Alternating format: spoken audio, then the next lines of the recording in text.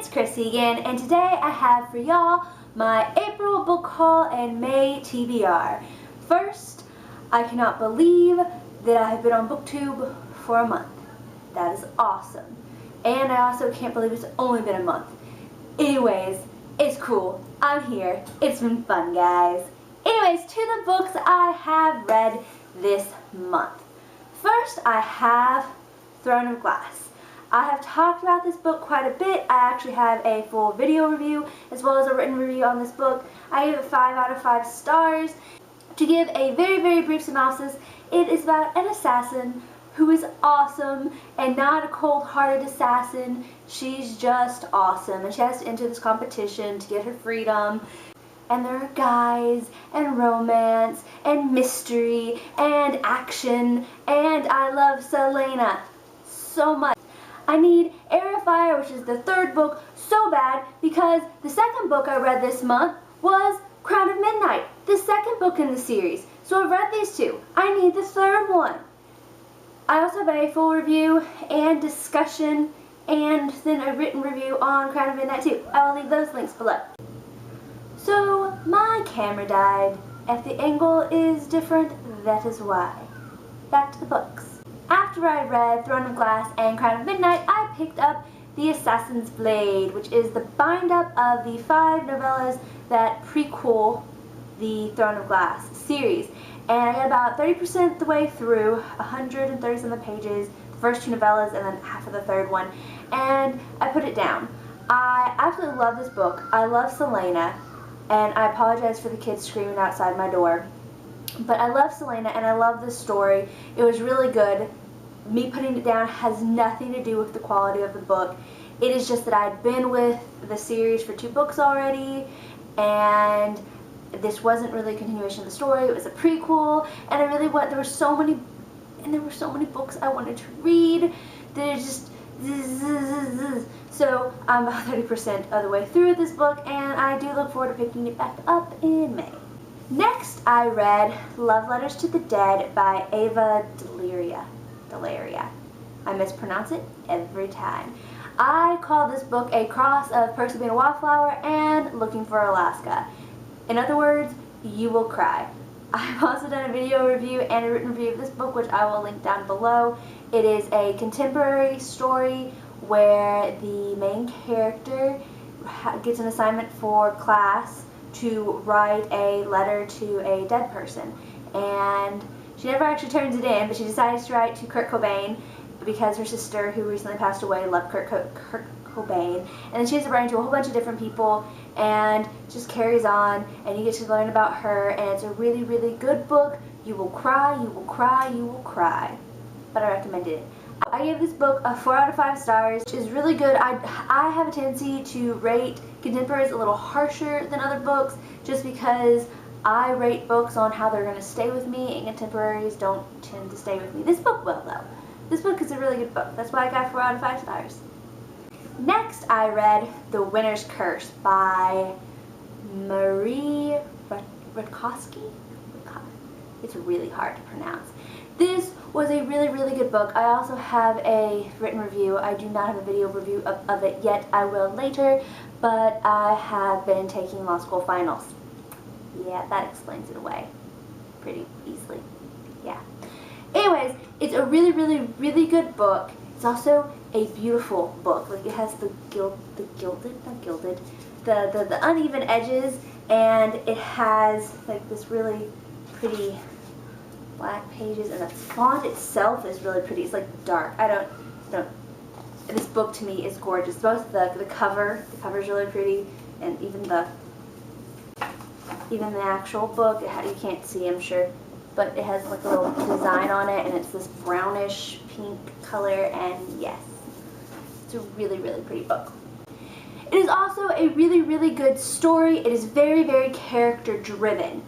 This book was a great opening to the series. I'm really excited to see where it goes, because there was a lot of action, but all the action was for the sake of the characters and for the sake of the character development and the emotions involved. So it didn't feel action-packed, even though it had a lot of action in a good way. in a good way, didn't feel action-packed. I don't know how else to explain that.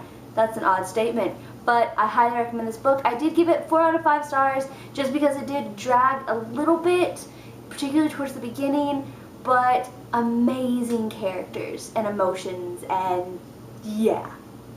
Next, I read Cinder by Marissa Meyer, which was a lot better than I thought. I gave Cinder 5 out of 5, and then directly after that I picked up Scarlet by Marissa Meyer. I also gave this 5 out of 5. I don't have reviews of these up yet. I will soon though. They were both really good books, and I was not expecting to like them all that much because I was never big in fairy tales, to be perfectly honest, and Cinder's a cyborg, and it turned me off. It really did. But I was so wrong. I was. I admitted this in previous videos that I have found that I am wrong on these things. So these were great. I actually loved that Cinder was a cyborg because she had this whole what is human, you know, discrimination thing going, and it was just so good. I will say it was not enough for me to take a star away from these books because the endings are amazing. The books are really great and the endings are amazing. The beginnings to me are kind of, and it might just be my mindset with fairy tales, but the beginnings to me always, both times, felt a little cartoonish and a little unrealistic, and then it would get into the story and, oh, nope, not cartoonish at all. Not a fairy tale. I also loved that they weren't fairy tale retellings. They weren't another Cinderella story or any of that series of, you know, Cinderella remakes. It was a book that made reference to various fairy tales but did not follow its storyline exactly at all. Really great books. 5 out of 5 stars on both. And I can't wait to read Cress. I was going to read it right after these, but I'll explain why I did not with my next book. Next, I read The Selection by Kiera Cass, followed by The Elite by Kiera Cass. This I read as part of my read-along marathon thing for the Selection series I have going to get ready for the release of the one on May 6th, which I am super excited for. Do a little dance, really happy. I reread these books way too fast. It was supposed to be a week long, and I read them in 2 days. And I really want the one so bad. But I reread these. And that's why I didn't read Crest directly after Scarlet, was because I wanted to reread these before the release of the one. And yeah, they were great. If you don't know what The Selection is about, it is basically The Bachelor meets dystopia. Yeah. It's awesome. It's about a girl named American Singer who enters the selection, which is like The Bachelor. There's 35 girls, one from each of the provinces in this futuristic North America. It's, you know, all the countries of North America together, but in a country that I can't pronounce the name, so I'm not going to bother doing that. But so they enter the competition. There's one girl from each province that's chosen to enter this competition for a chance to marry Prince Maxon and become princess and then later queen. So America goes into this competition, but she's actually in love with someone else that broke her heart, and long story. This book is really good. It makes me giggly and giddy, and I'm not a huge fan of the contemporary young adult romance where that's all it is light fluffy romance. Not saying I never read those. They definitely have their moments, but I don't generally read those. This is a great feel like you're giggly, giddy, just like those contemporary young adult romances, but it's dystopian. So it has, this one doesn't have it as much. It is a dystopian world. Obviously, The Selection does not actually happen in modern day society. But this one doesn't have as much dystopia in it. The Elite has a lot more, and I am guessing that the one is just going to have tons of it. But this is a great giddy, giggly book to be like, ah, Prince Maxon, Aspen, yay! Because they're both great guys, they really are. They both make stupid mistakes, so does America, but I actually kind of love it that they're flawed. And they're not flawed, like I talk about how Selena is like this perfectly flawed character, and she is. but these characters are flawed in the annoying teenager way. Like, they're all teenagers, and they make stupid teenager decisions. So it's, like I said, it's like a contemporary book, but with dystopia. So yeah. I almost read 2 of the books I read this month because I don't have them with me. One of them I got as an e-book arc from NetGalley, and that is Searching for Sky, which I also have a written review but not a video review of yet. It was awesome. I gave it 5 out of 5 stars. The way I describe that book is it is the next part to all of the Blue Lagoon movies. It's awesome. I loved it. You will cry, but I loved it. I really, really did.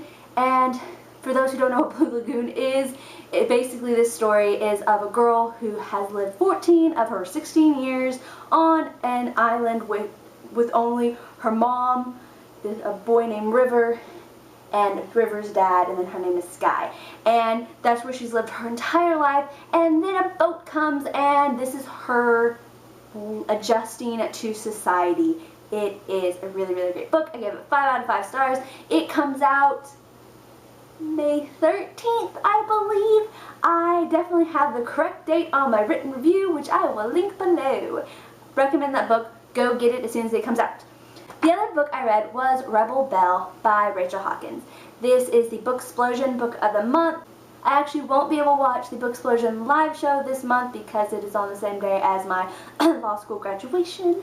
Yeah, I'm excited about that. But I did read the book. I actually wasn't going to because I couldn't watch the live show. But then all the hype made it sound so good, and it really was. I gave it 5 out of 5 stars. People are talking about this so much, I really don't feel like I need to give a synopsis. But it's awesome. I do think Buffy the Vampire Slayer meets Elle Woods was a good description I heard before. I don't have the actual book. I lent it out. Okay. I said my TBR was a bit complicated, and that is because there are so many books I want to read. So many books. And then also BookCon is at the end of the month, so that changes things. And there's also 2 books coming out this month that I will read the second they get here, so that complicates things. But let me explain. The first book, novellas, that I know I will be reading this month are the selection stories by Kiera Cass, and they are The Prince and the Guard. The Prince is from Prince Maxon's point of view, and the Guard is from Aspen's point of view, and I have read both of these already. I am rereading them for my read-along marathon, leaving Goodreads group and video with info down below, so you guys can join me. It's not too late. It just started yesterday. You got almost a whole week to read, and you don't have to read all of them. I read the first 2 books in a day each, and then I'm going to read these, and they're like, you know, they're novellas. I'm going to read these quickly. So you don't have to read all of them though. You can read 1 or 2. Just selection series. It's awesome. The one's coming out May 6th. Why not read it? Anyway, so this book. I'm also obviously going to be reading the second it comes out. But I also have a lot of other books I want to read. I will definitely be reading Crest by Marissa Meyer this month because I've already read the other 2 books. So I really want to read this book this month. I also really like to read Sea of Shadows by Kelly Armstrong and The Taking by Kimberly Durtin. Oh yeah, we're going with that.